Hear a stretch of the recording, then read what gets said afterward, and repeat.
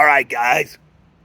On behalf of myself, Woody Callaway, and the Green River Cove residents, we could really use a dump truck, a load of gravel at the top of the switchbacks.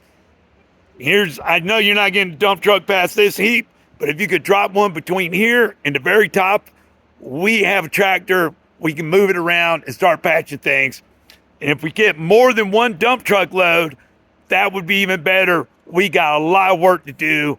We can use it to improve a lot of things, like have some spots to be able to park, but more importantly, try to improve our roads that we are working really hard to make better. Peace out for now. Really appreciate all the efforts you guys have made. And if somebody can give us a miracle and drop us off some gravel, that would be super huge. Green River Cove near Saluda, North Carolina, at the top of the Green River Cove Road above the switchbacks or in them. It would be really appreciated.